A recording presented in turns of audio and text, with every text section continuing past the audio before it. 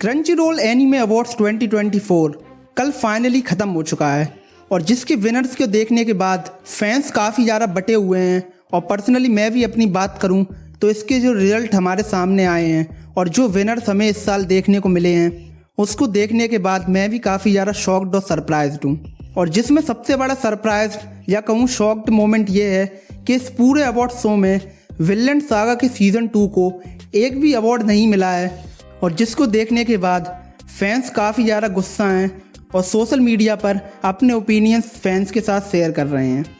और इसीलिए आज की इस वीडियो में मैं आपको ये बताने की कोशिश करूँगा कि क्यों इस पूरे शो में विलेन सागा के सीज़न 2 को एक भी अवार्ड नहीं मिला और ऐसे वो क्या रीजंस थे जिसकी वजह से इतने अच्छे एनीमे होने के बावजूद भी वो इस पूरे अवार्ड शो में बिना अवार्ड के गया।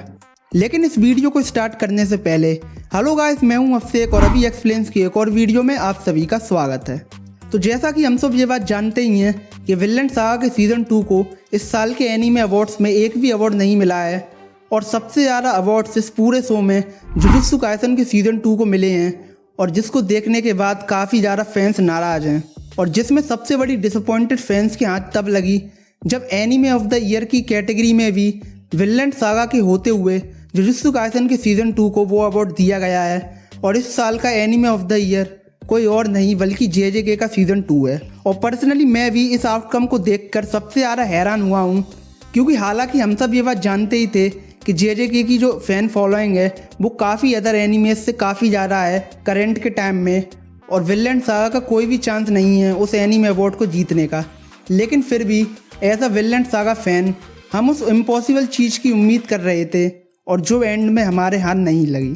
लेकिन अब अगर इसकी मेन रीज़न की बात करूं कि क्यों विलेन सागा का सीज़न 2 इस साल के एक भी एनीमे अवार्ड नहीं जीत पाया और क्यों फैंस इंटरनेट पर ये बात कह रहे हैं कि विलेन सागा के सीज़न 2 के साथ काफ़ी ज़्यादा नाइंसाफ़ी हुई है, तो इसमें मेन रीज़न है मेरे हिसाब से वो है फैंडम का। जी हाँ, हम सब ये बात तो जानते ही हैं कि किसी मूवी या सीरीज़ या किसी भी एनीमे का एक कल्ट या कहीं एक फ़ैन फॉलोइंग बन जाती है और उस पार्टिकुलर मूवी या सीरीज़ को मेजॉरिटी ऑडियंस पसंद करती है और उसे एक फैंडम नाम का टर्म दिया गया है। और जिसके प्राइम एग्जांपल हैं मार्वल और डीसी। जैसा कि हम सब ये बात जानते ही हैं कि बहुत सारी ऐसी डिज़र्विंग मूवीज़ होती हैं जो कि काफ़ी ज़्यादा बॉक्स ऑफिस पर कलेक्शन डिज़र्व करती हैं, लेकिन फिर भी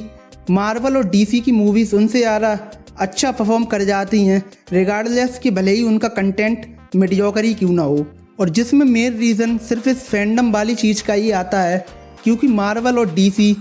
उनका फैंडम इतना ज़्यादा है कि उनकी एवरेज मूवी क्यों ना हो वो किसी भी और क्वालिटी कंटेंट से ज़्यादा ही कमाई कर लेती है बॉक्स ऑफिस पर। और इसी सेम चीज़ का जो विक्टिम इस बार एनीमे अवार्ड्स में देखने को हमें मिला है वो है विलेन सागा का सीज़न 2। हालांकि मैं किसी भी तरीके से जेजेके के फैंडम को आहत नहीं करना चाहता हूँ और पर्सनली मैंने भी जुजुत्सु काइसन के सीज़न 2 को काफ़ी ज़्यादा एंजॉय किया है, लेकिन अंदर ही अंदर हम सब ये बात जानते ही हैं कि भले ही जेजेके का सीज़न 2 काफ़ी ज़्यादा शानदार है, लेकिन फिर भी जिन्होंने विलेन सागा का सीज़न 2 देखा है वो ये बात जानते हैं कि इस साल के एनीमे अवार्ड में at least anime of the year का अवार्ड तो विलेन सागा डिज़र्व करता था और सिर्फ फैन फॉलोइंग और फैंडम की वजह से ही उसे ये अवार्ड नहीं मिला है। और जैसा कि हम सब ये बात जानते ही हैं कि क्रंचीरोल के एनीमे अवार्ड्स पूरी तरीके से ऑडियंस बेस्ड होते हैं और इसीलिए इसके रिजल्ट में कोई भी दोहराए नहीं है कि क्यों जेजेके इतना ज़्यादा डोमिनेट किया इस पूरे एनीमे अवार्ड शो में और क्यों उसने मोर देन 10 अवार्ड्स जीते और क्यों विलेन सागा को एक भी अवार्ड इस पूरे एनीमे शो में नसीब नहीं हुआ। बाकी जितने भी विलेन सागा के फैंस हैं, मैं सिर्फ आपसे यही बात कहना चाहता हूँ कि भले ही हमें एनीमे ऑफ द ईयर का अवार्ड नहीं मिला, लेकिन मुझे पर्सनली उस बात से कोई भी फ़र्क नहीं पड़ता और मैं ये उम्मीद करता हूँ कि आप लोगों को भी उस बात से बिल्कुल भी फ़र्क नहीं पड़ना चाहिए, क्योंकि एक अवार्ड किसी भी मूवी या शो या एनीमे के कैलिबर को डिसाइड नहीं करता है कि वो कितना ज़्यादा अच्छा है या वो कितना ज़्यादा बुरा है।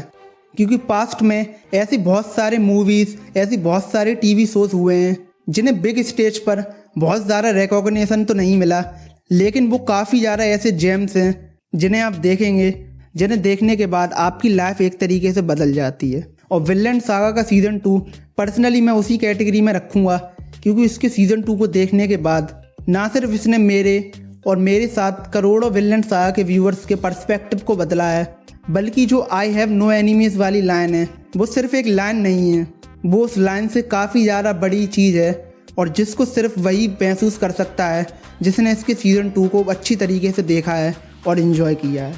बाकी इस वीडियो को ज़्यादा बड़ा न रखते हुए मैं सिर्फ इतना ही कहना चाहूँगा कि एज अ फैन हम सबको एक अवार्ड शो पर निर्भर नहीं रहना चाहिए, क्योंकि हम सब ये बात जानते ही हैं कि कोई भी पॉपुलर शो किसी दूसरे क्वालिटी कंटेंट को बीट कर देगा अपनी पॉपुलैरिटी के बेस पर। और सेम इसी चीज़ का विक्टिम इस साल विनलैंड सागा का सीज़न 2 इस एनीमे अवार्ड्स में हमें देखने को मिला है। बाकी आप बताइए अपने ओपिनियंस कि आपके हिसाब से क्रंचीरोल अवार्ड्स 2024 में आपके कौन से विनर्स होने चाहिए थे, और क्या आप जुजुत्सु काइसेन के सीज़न 2 को anime of the year consider करते हैं। इसके अलावा अगर आपको ये वीडियो अच्छी लगी हो तो इस वीडियो को लाइक करें और चैनल को सब्सक्राइब करें ताकि मैं ऐसी ही वीडियोस रोजाना लाता रहूं। और मैं मिलता हूं आपको अगली वीडियो में,